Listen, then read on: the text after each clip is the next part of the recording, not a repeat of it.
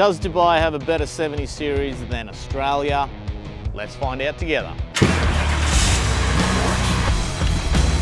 All right, so you might be wondering, why do we have a left-hand drive 70 series LandCruiser here at the workshop? Good question. Had a customer come to us saying he wants to travel Australia, but he obviously wants to use his vehicle when he goes home as well. So he's bought this in Dubai, he has shipped it to us, and then we have turned it into what you see behind me right now. All right, what I want to talk about is differences. Is this actually better than an Australian delivered 70 series? Let's have a quick look at some differences. Number one, you get this fancy badge thing on the bonnet. Like, how cool is that? If you got a keen eye, bonnet scoop is low, because guess what? This actually has previous non-DPF engine things going on underneath the bonnet. So no big bonnet, because engine spec is pre-2016. So just think earlier version, which we have done a 5th gear upgrade in the gearbox, because we did a clutch on this as well. So what happens there is that you think of this car as a pre-DPF car. So you can buy it brand new in that platform setup over there, obviously. And that's what it comes like. So you might notice indicators are still the same as that pre-2016. This is factory, the decal. We did not do that. It comes like that. It comes with the 76 mirrors, and these are electric, believe it or not. Those 3 little wires that you find inside the doors, that's what they're for. These are actually electric mirrors. So that's a difference for us. Biggest difference, there's no bloody steering wheel there, mate. Look at that. So every time I go to move this car, I get in the wrong side of the vehicle. So that's probably the biggest difference. And are you gonna call this beige or tan, or it's brown? It's a brownish interior that's going on, and they got this fancy wood grain looking stuff going on here in the dash. So that's a huge difference. Other than that, it's just the same thing, but like that. It's so hard. Well, it's not hard, it's just weird, because you're changing gears with your right hand. You always hit the door because you're like, oh, shifter's over here. Anyway, let's keep going. It is just a normal cab chassis though. As you can see, we've got stuff on the back here, but before that, exactly the same. There's some differences in the chassis. It's not much, just little, you know, there's a hole here where there's not a hole there, or vice versa, whatever. Still quite the same, and obviously leaf setup, all that. Wrong track, rear end, that's all exactly the same. Other than that, it's a 70 series LandCruiser. So those are the biggest difference.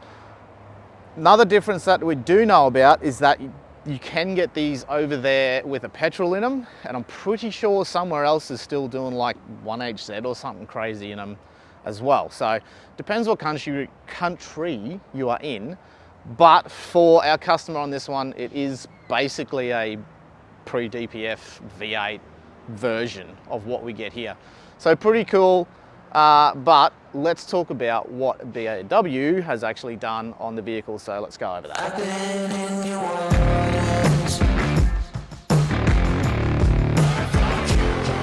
All right, let's start at the front and work our way back. None other than ATD bar work on the front. So we got the hoopless version here. It is housing a carbon off-road 12,000 pound tank winch in behind the bonnet there. We've got a set of the Baja LP9s on the front.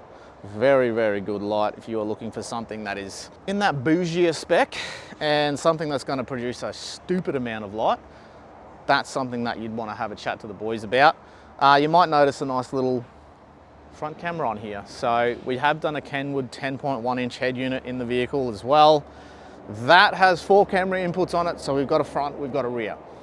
All right, UHF has gone in as well, the GME with the short whip on the passenger side. Don't freak out, it's not on the driver's side. Remember, the driver's side's over here. So that's gone in as well. And let's pop the bonnet. I'll show you guys a couple of things that we've done under here. All right, here we are, under bonnet time. So he's got a bunch of GSL gear in here. This thing has gone to a couple of different places before it came to us. So it's got suspension under it. with a GVM system, which it's funny about that because the vehicle obviously isn't registered here in Australia. They can get away with certain things that we can't, hence no DPF in this vehicle. So thermo fans have gone on the top as well. We've got their kit there from those guys. Full airbox and the intake system all the way down to the turbo. They'll call that their power pipe setup, has gone in as well. What we've done here is we got some protection for the fuel system. So we do have a filter on this side, and then we have put the Invicta hybrid lithium under the bonnet. If you guys haven't got your head around the hybrid lithiums, we do have a couple of videos on them, so go and check them out because these things are fantastic. ISO there for the winch, you know, your normal middies, fuses and things like that, all here labeled, ready to go. We have done a big 250 amp alternator upgrade from the guys at Rapid Power as well, so that has gone on. But other than that, it's factory under the bonnet, trying to keep that Toyota goodness when it comes to reliability.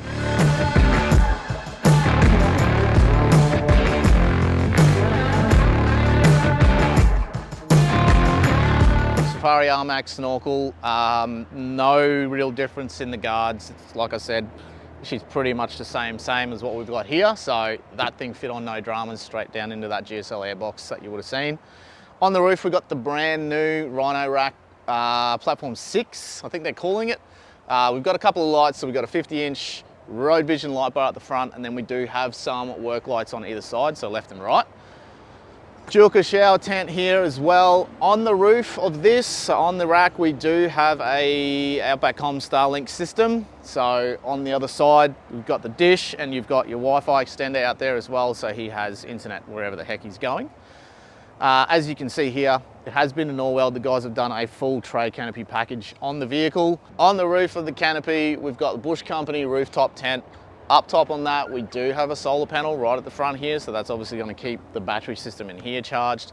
Then on the other side, he does have the XT Max awning from those guys as well.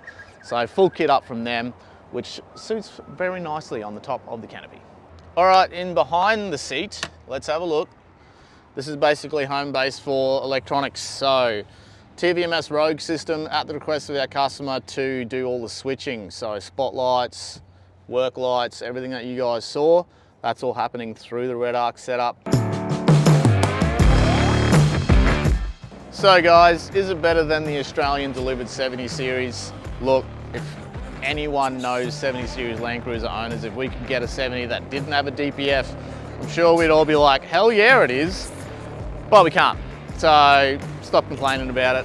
That's just how it is. But that's what we've done for this Dubai spec 70 series Land Cruiser.